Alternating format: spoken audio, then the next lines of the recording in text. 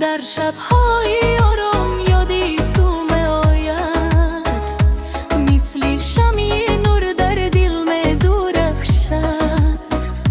چشمانی تو مثل آسمانی صاف، در آن گم شدم یافتم من را.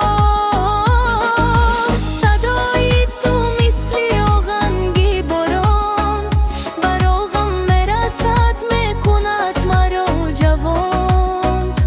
هر لحظه با تو مثل آرزو، دنیای من تویی، تنها تو، تنها تو. عشقی من در قلبی تو من زنده‌ام، با هر نفس نام تو را می‌خوانم. اگر دور شوی من می‌شکنم، زیرا به تو من هیچ نمی‌مانم. ای روی من در چشمت من گم شدم، از مهر تو من باز تولد شدم. بیا نزدیکتر مرا تنها نگذار، با تو میخواهم بمانم تا ابد یار.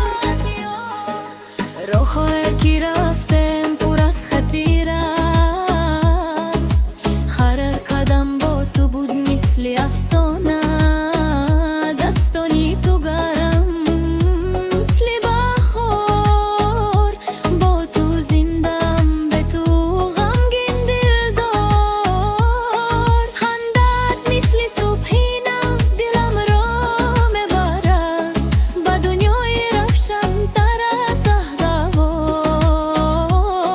تو آستینای شب‌های تار، با تو همه چیز میشود آسان‌تر یار. اگر بادها ما را جدا کنند، یا تقدیر ما را دور بکشد یک راز، من باز میابم تو را در آرزو. زیرا عشقی ما نمیشود هیچگاه کنه یا سو. عشقی من در قلبی تو من زنده‌ام، با هر نفس نامی تو را می‌خوانم. اگر دور شوی من می‌شکنم، زیرا به تو من هیچ نمی‌مانم. ای روی من در چشمت من گم شدم، از مهر تو من باز تولد شدم.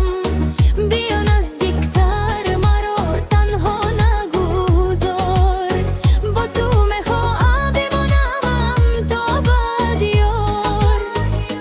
در این جهان اگر همه چیز گذرد، عشقی ما بماند هیچگاه نمیمیرد.